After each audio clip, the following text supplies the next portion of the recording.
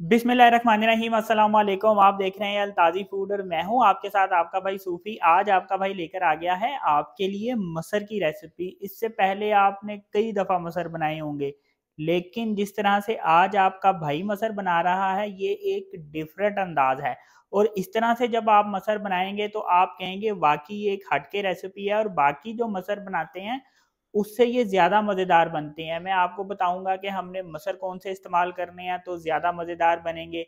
वो कौन-सी ऐसी ख़ास चीज़ है, ख़ास तरीका है कि जिस चीज़ से हम बनाएँगे, जिस तरीके से बनाएँगे तो मसर हमारे ज़्यादा मज़ेदार और ज़्यादा टेस्टफुल बनेंगे। लेकिन वीडियो शुरू करने से पहले आपसे रिक्वेस्ट है कि अगर आप मेरे चैनल पर नए हैं तो मेरे चैनल को सब्सक्राइब कर लें, क्योंकि आपका भाई लाता है आपके लिए रोज़ाना बड़ी ही मज़ेदार किस्म की रेसिपी। तो चलें फिर शुरू करते हैं।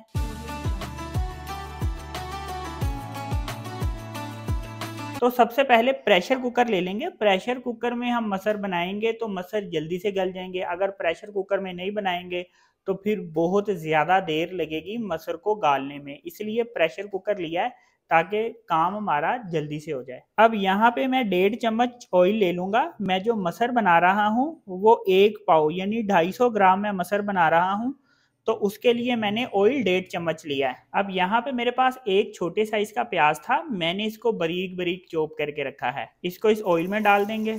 अब प्याज का सिर्फ हल्का सा कच्चापन खत्म करना है। प्याज को मैंने ऑयल में सिर्फ 1 मिनट तक हल्का सा फ्राई किया है। अब यहाँ पे मेरे पास लहसुन अदरक का पेस्ट है 1 टेबल स्पून, ये इसमें डाल देंगे। अब लहसुन अदरक के पेस्ट को हमने ऑयल में फ्राई कर लेना है। इतना फ्राई करेंगे कि ये ब्राउन हो जाएगा और इसके साथ ही हमारे प्याज लाइट ब्राउन होंगे। लहसुन अदरक का पेस्ट जब ब्राउन हो जाएगा तो 1 टेबल स्पून नमक, 1 टेबल स्पून लाल मिर्च, 1 टेबल स्पून धनिया पाउडर, हाफ टी स्पून हल्दी और हाफ टी स्पून कश्मीरी लाल मिर्च, ये सारे मसाले इसमें डाल देंगे। चम्मच फेर के हल्का सा इसको मिक्स करना है और साथ ही इसमें पानी डाल देना है।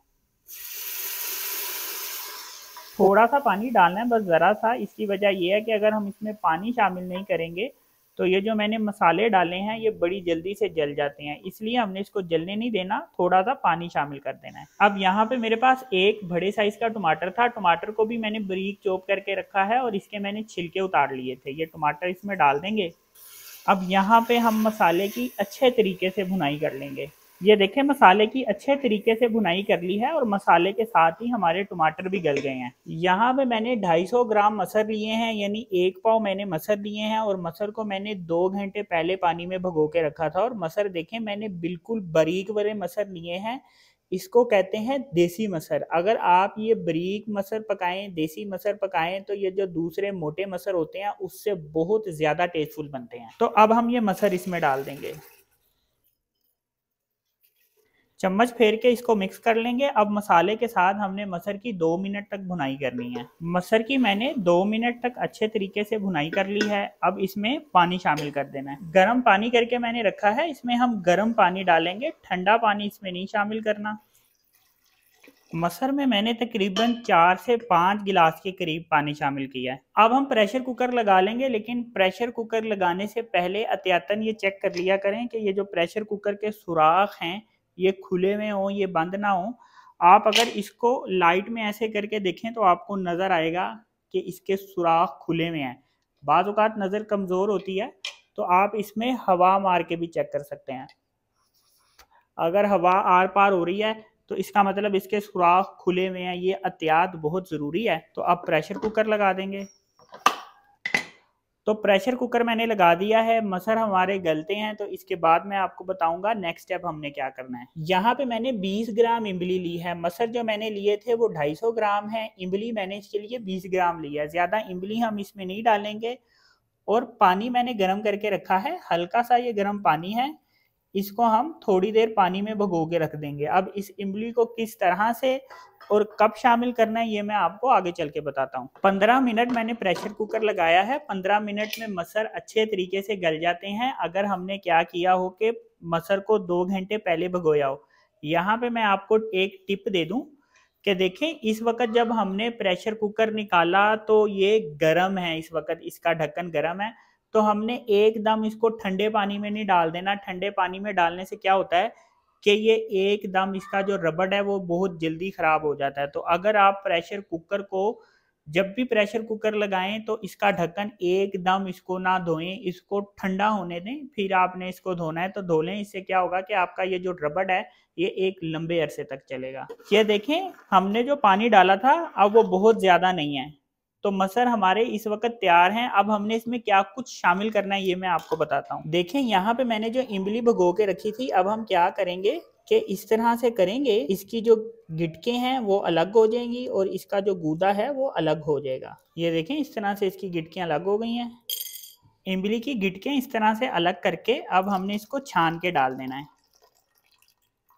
इस तरह से कर लेंगे तो अच्छी तरह से छन जाएगी। चम्मच फेर के इसको मिक्स करेंगे पहले। अब हाफ टी स्पून इसमें पिसा हुआ गरम मसाला शामिल करेंगे। जब हम दाल पका रहे होते हैं तो इसमें हम गरम मसाला ज़्यादा नहीं डालते, थोड़ी तादाद में डालते हैं। थोड़ा सा मैंने हरा धनिया काट के रखा है, ये भी इसमें डाल देंगे। चम्मच फेर के अब इसको दोबारा से मिक्स कर लेंगे। अब यहाँ पे मैंने आधा गिलास दूध लिया है, ये आधा गिलास दूध हम इसमें डाल देंगे।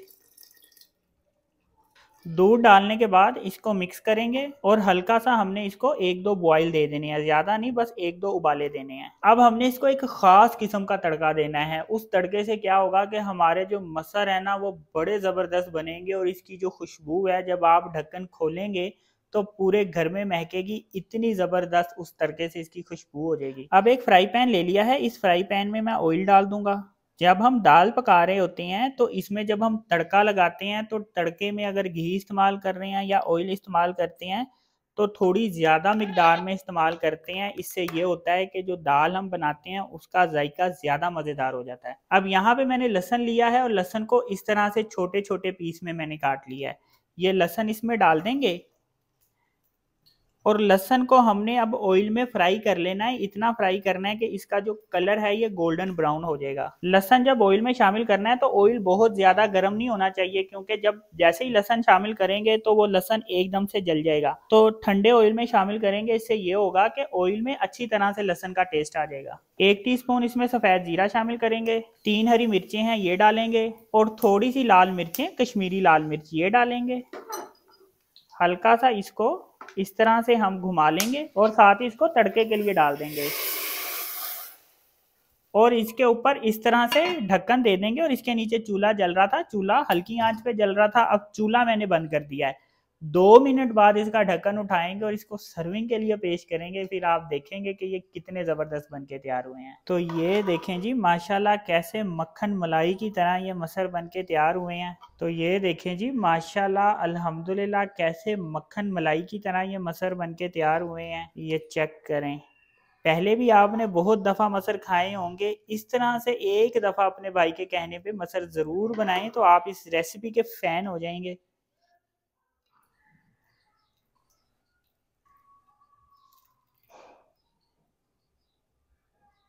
तो ये देखें जी माशाल्लाह अल्हम्दुलिल्लाह मसरों की फाइनल लुक चेक करें, कितने ज़बरदस्त बन के तैयार हुए हैं।